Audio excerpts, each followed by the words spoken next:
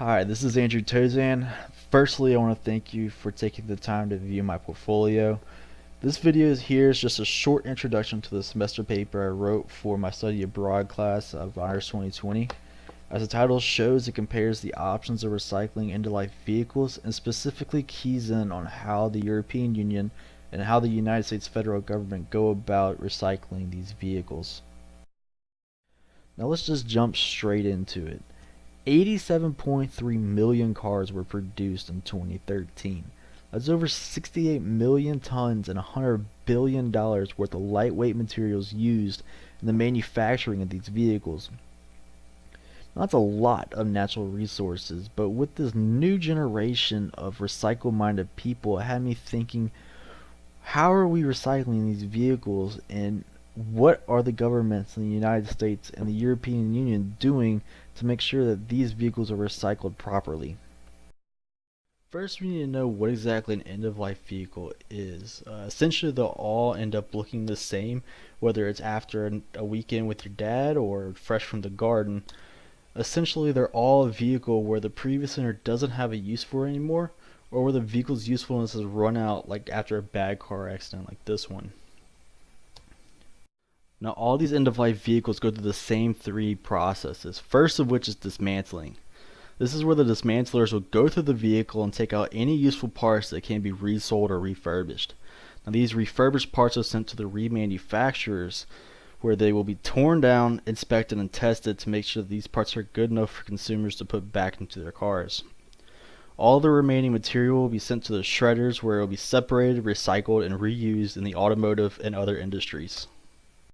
Now that we know how vehicles are recycled, let's look at the European Union and United States government to see how they regulate this industry. The European Union institutes directives like this one here in 2000 to mandate what materials can and can't be used in vehicles and how these vehicles are designed. Now, this directive that was in 2000 is very important because it was the first of its kind for the European Union that focused on the end-of-life vehicle recycling process. The interesting thing about this directive is that it had quotas for manufacturers to meet in 2006 and 2015. So in 2015, vehicle manufacturers need to have their vehicle to be able to be reused and recovered, meaning reused and burnt off as energy, to be 95% of their vehicle. And that's a really high number, and it's going to be interesting to see in the upcoming year what exactly the manufacturers are able to obtain with the processes they have now compared to what it was mandated. Now, for the United States, there really aren't very stringent regulations coming from the federal level. Most of the regulations come from the state level, as in labeling bottles chemicals are contained in, as well as what is being placed in landfills.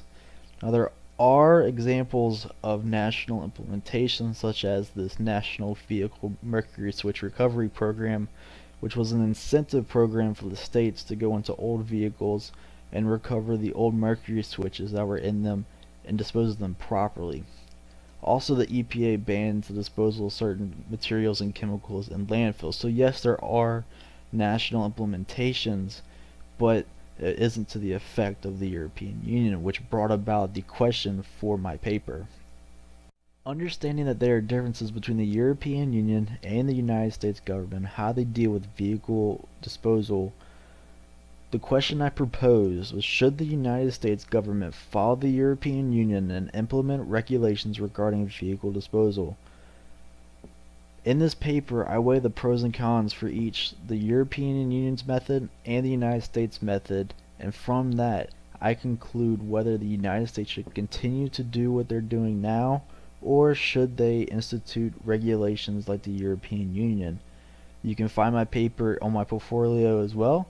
You can contact me if any questions you have, and again, thank you for visiting my portfolio, and have a nice day.